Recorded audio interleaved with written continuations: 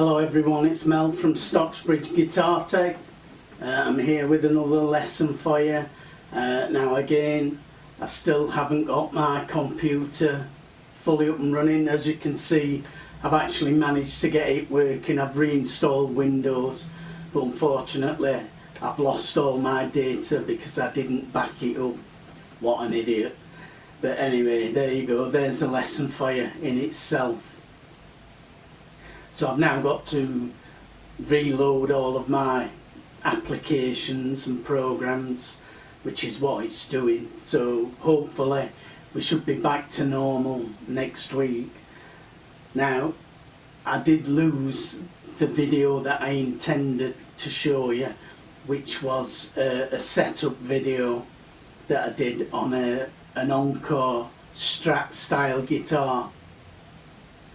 I filmed all the setup, all the work I did, and sort of did a before and after comparison, what the guitar was like before and how it is now that I've finished the work.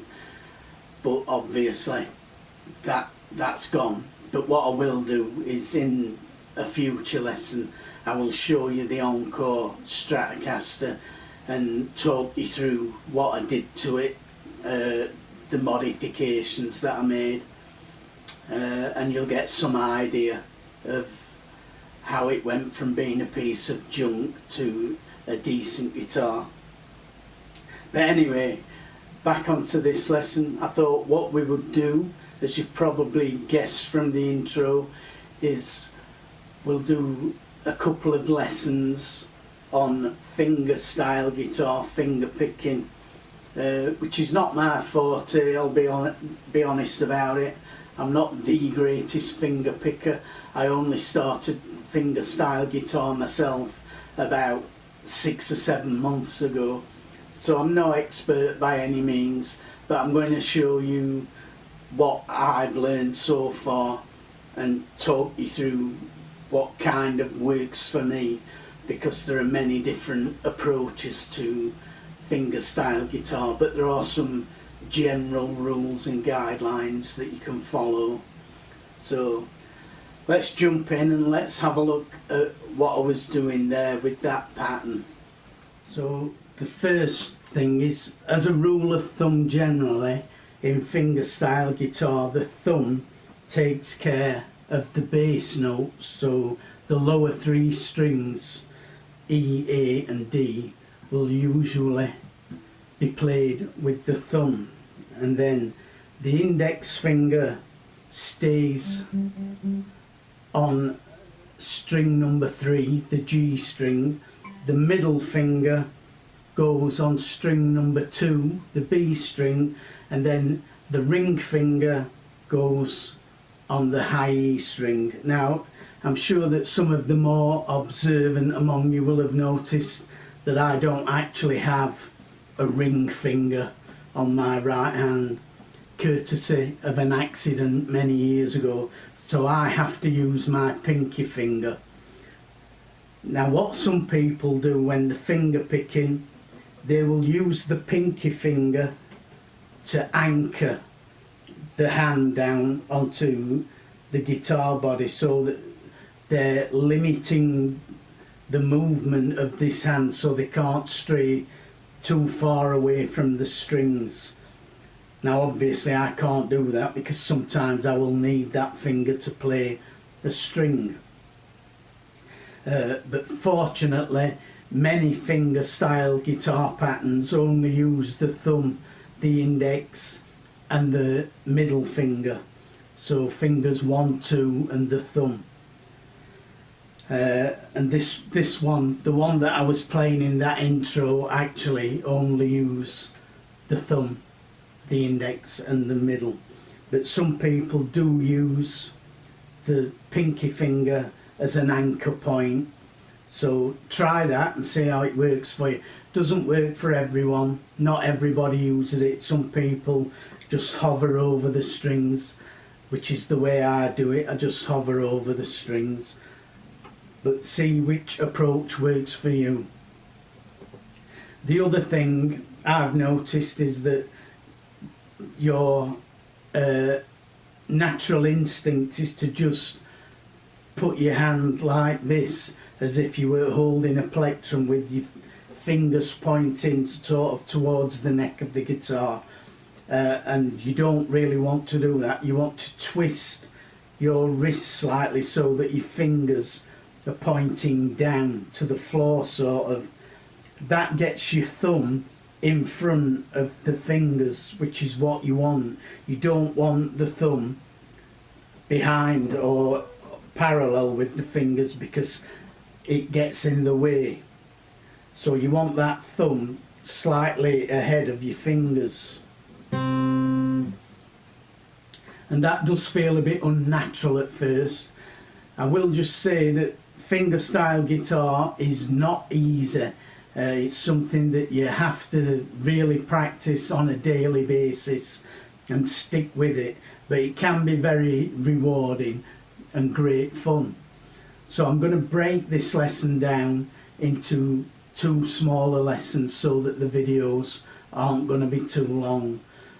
So the first thing I want you to do is just get used to moving that thumb, because when we're playing these patterns, or this pattern that I'm going to show you, the thumb is constantly moving. So it's going from one string down to the next string. So this is based around a C chord. So we're going to go with the thumb on the 5th string.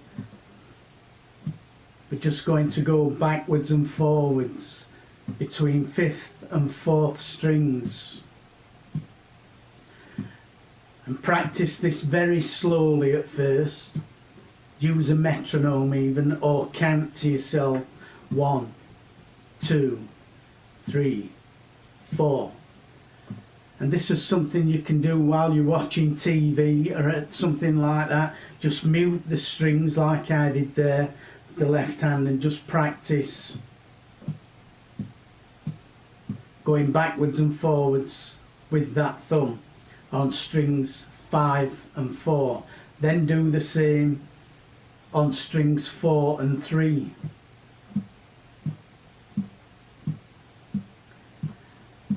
And then practice combining those two. So going 5 4 5 4 5 4 5 4, and then 4 3 4 3, and then back to 5 4 5 4. So.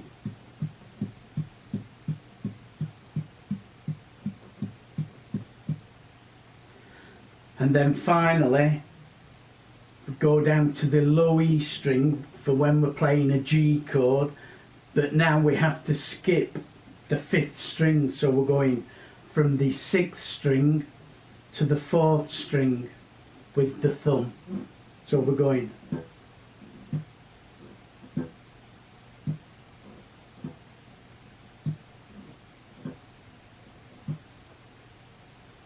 so again, practice going between 5th and 4th, and then 6th and 4th.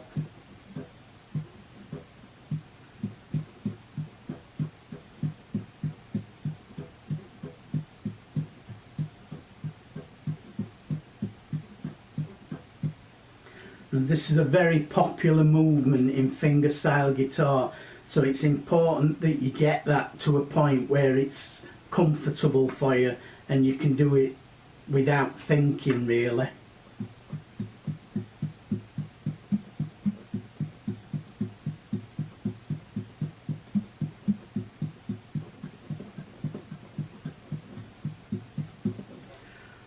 Sort of like that, at around that kind of speed. Now you're not going to be able to do it at that speed at first. Practice it slowly. It doesn't matter how slow. If you're going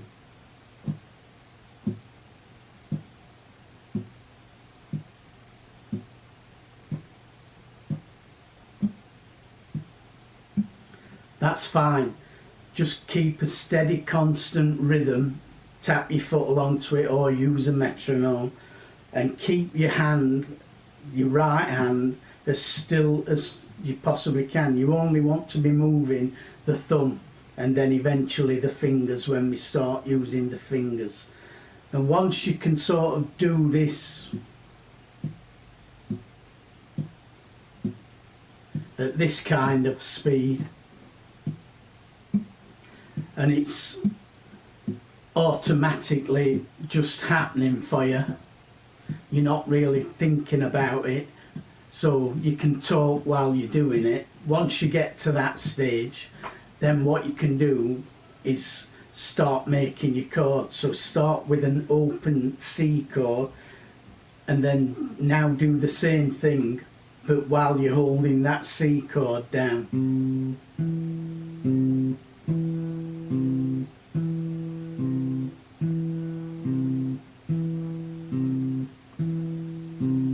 And again, go as slow as you need to. Just get used to moving that thumb. 2, 3, 4. 1, 2, 3, 4. Then do the same with an F chord. So an F chord's just like your C chord. We're going to put the ring finger in the 3rd fret of the 4th string, the 2nd finger in the 2nd fret of the 3rd string, and the index finger is going to bar across the 1st fret of the B and E strings. And now do the same with that.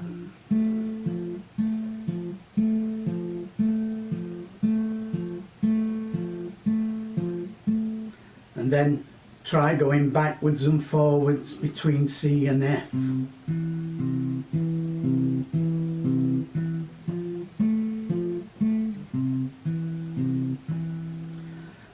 And then obviously from here we're going to go to the G chord. Now you don't have to form a full G chord for this, you only need to use one finger. I would suggest you use the ring finger, because normally a lot of fingerstyle guitarists will use this G shape when they're playing, because it allows them to go quickly from a C to a G, and this index finger's ready to go back to that C. So I would suggest you use the ring finger, but you can use the middle finger if you prefer. So we're only going to need one finger for this G chord. We're not going to play the 5th string at all, so we're going to mute that with this same finger.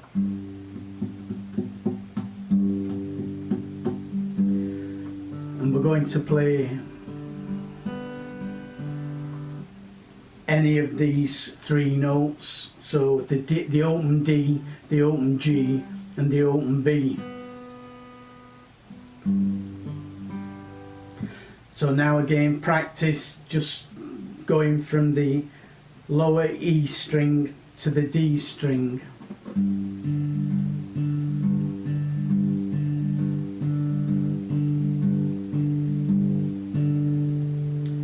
And then practice going between those, so C, just with the thumb. Change to F, C,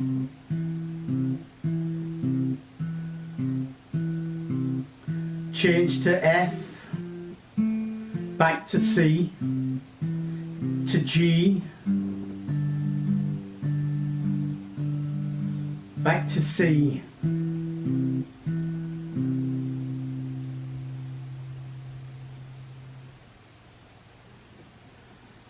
Try and get it to where again you can play this and it's sort of automatic for you. So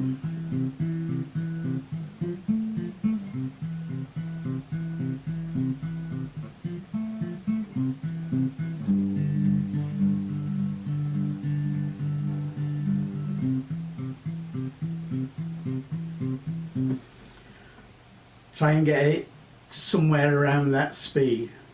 I'm going to leave it there for today because the thumb is very, very important in these patterns. So I want you to really practice just moving that thumb.